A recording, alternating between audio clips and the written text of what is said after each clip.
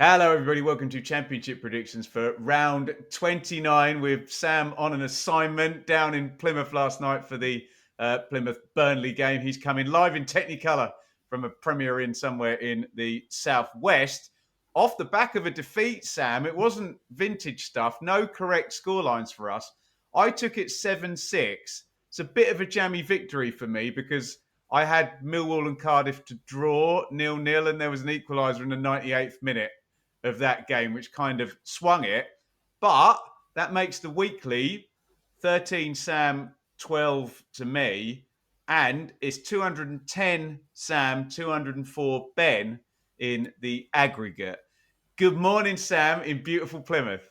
Good morning. Yeah, I was hoping to have a nice little run down the seafront or a nice little walk, but there's horizontal rain currently, so it may have to wait for my next visit because I've not really done the wander around Plymouth, unfortunately, this season. Normally, I take the opportunity to get there a bit earlier or get up a bit earlier today, but it's pretty miserable out there, and obviously I've had to crack on the laptop straight from the outset this morning. So back in the car, unfortunately, and not a vintage performance for the home fans, to say the least, last night. No, we're going to get into that on the Championship Check-In podcast relegation special later on today. Let's get the predictions done for the weekend. It's bloody impossible, this. There's literally, you have one day and there's more games. We start tomorrow. But we're keeping up, Sam, and you need to keep up in the comments. Fixtures down there in the description. Copy and paste and give yourself a point for a correct outcome, 3 points for a correct scoreline, and a bonus point, 4 points if your match comes in with 5 or more goals and you correctly predict the outcome. Sam, you are up first as ever, mate, with tomorrow night's TV game. It is Sheffield United versus Hull. Yeah, game of two halves for Sheffield United, wasn't it? At Swansea, just spoke to colleague who was there at the Liberty and said Swansea was sensational for 45 minutes. Very much not in keeping with their performance at Cardiff. But Sheffield United found a way, and that seems to be a little bit the sentiment at the moment.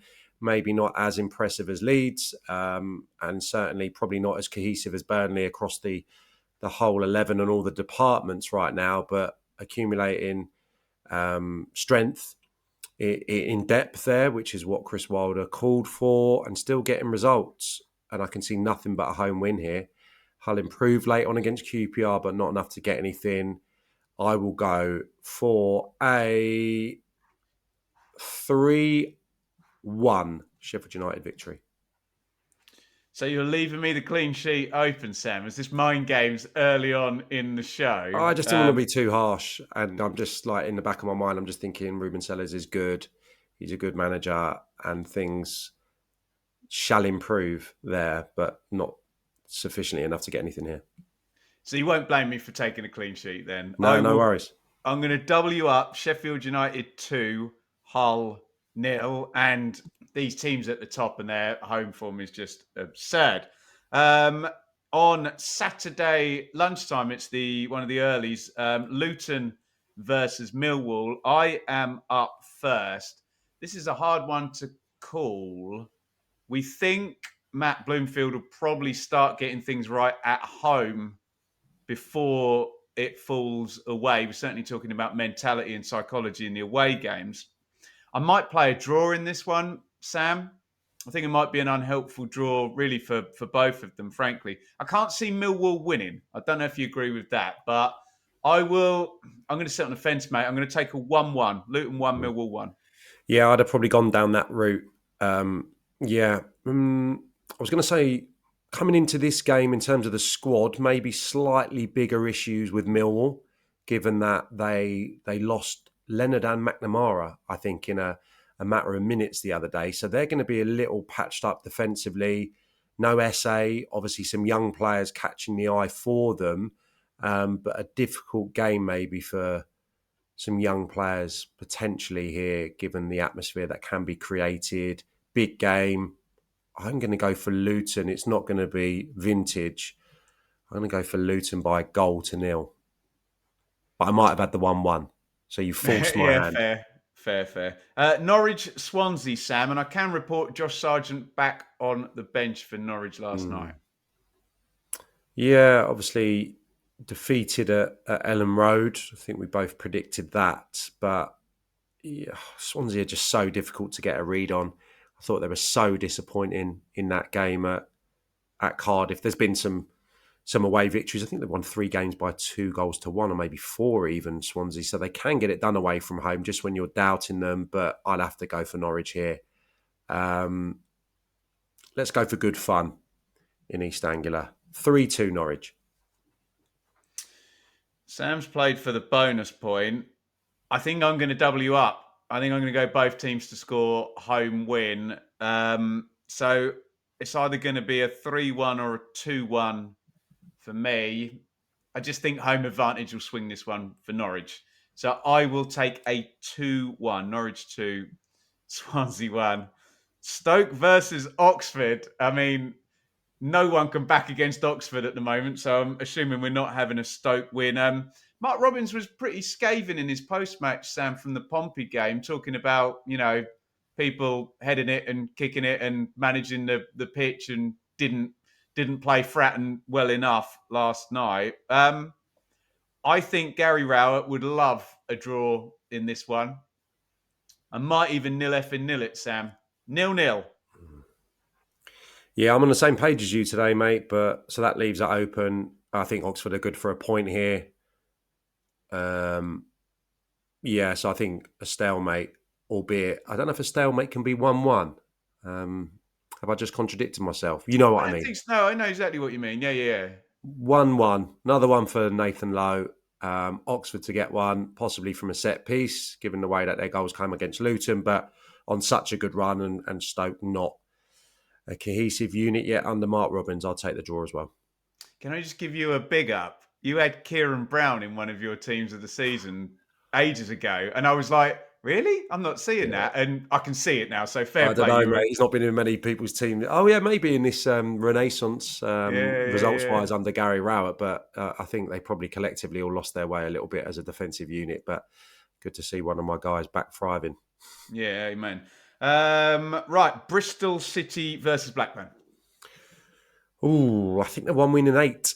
Blackburn not scored in 5 of those. They did pass up a number of opportunities the other day against Coventry. It looked a little bit like that flattered the visitors, just in terms of chances.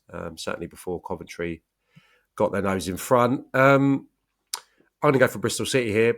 Buoyant maybe after the point at Hillsborough. 2-1 Bristol City. Yeah, apparently Bristol City played really well in the second half at Hillsborough, so they might be coming in with some confidence. I just don't like going against John Eustace because he always stitches me up every time I do. So I'm sorry, I'm going to play a third draw already in 5 games, Sam, and I'm going to call this one a 1-1. Don't mind your 2-1 though, Sam. I'm up first with Cardi B, Cardiff versus Derby.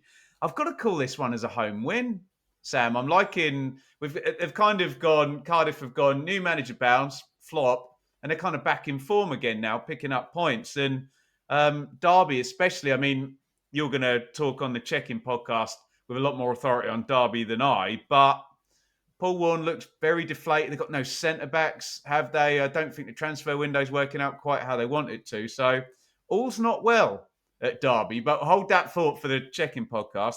So I'm going to back Cardiff here, Sam, to win this one 1-0. I'm going to have to find some away victory somewhere because at the moment I'm going very heavy on the teams at home.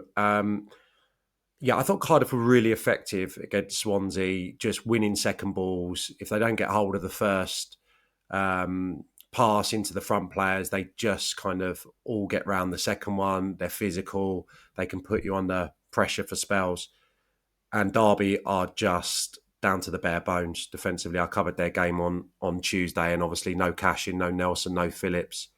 They'll be desperate to see Phillips back fit for this one.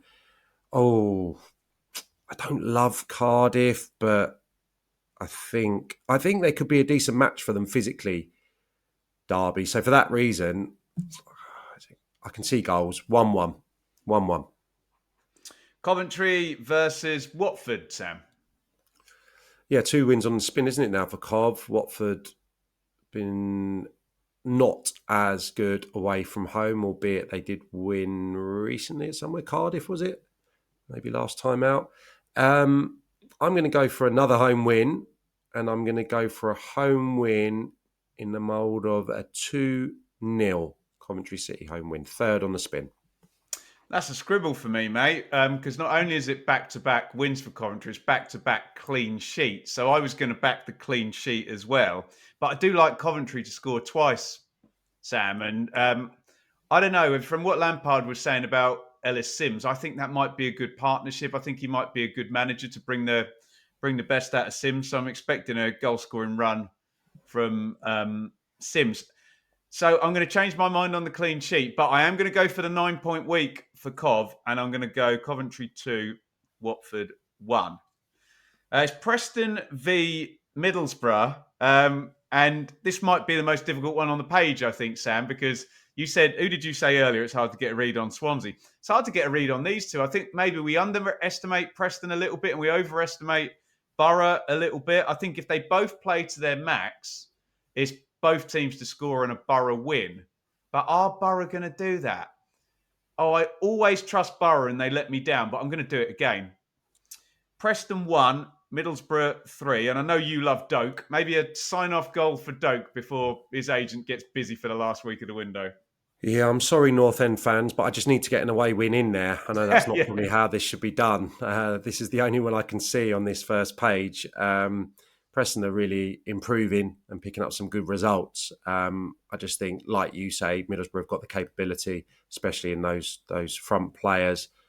A little inconsistent, I still feel. You don't really know exactly what they're going to churn out, but I will just soften that. 2-1 away win. QPR versus Sheffield Wednesday. I laughed at you when you said QPR for the playoffs the other day. I was like, calm down, Sam. And okay, I'm listening. Yeah, there's a chance. Of course there is. Yeah, I mean, I think 2-3 weeks ago, I was kind of just daydreaming, probably in the aftermath of doing one of these pods or going into it. And I was just thinking, who will finish higher, Sheffield Wednesday or QPR? I think there was 6 points between the two at that point. That's certainly been cut after the last few games. I will tell you what it's been cut to. They're level on points now. So there's been a 6-point swing, I think, over the last couple of weeks. Difficult game. I think Danny Roll's really good. Few problems, obviously, off the pitch. QPR, 5 wins on the spin at home. Here we go. 2-1 QPR.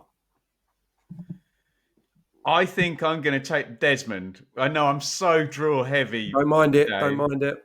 Yeah, I just really like these two managers. And I feel that 1 point for Wednesday, they had a good, everyone's losing at Blooming Elland Road, aren't they? They had a good go, and he seemed really disappointed with how his side tailed off with maybe it's just tiredness, Sam, in a 3-game week and whatnot, with the pressing and the defending in the second half and falling too deep last night. So big fan of both the managers. Loving Sam's optimism about QPR. I can see his 2-1, but I'm going to take a Desmond. As we move on to what I would call a 100%er here, where I bet 100% of the comments are going to go for a home win in Sunderland versus Plymouth. Sam is going to talk about Plymouth on the Check-In podcast. I watched it.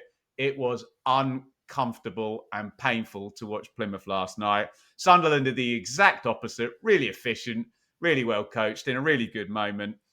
I am going to go Sunderland 3, Plymouth 0. Yeah, good team to watch. Sunderland, really enjoyed it Tuesday.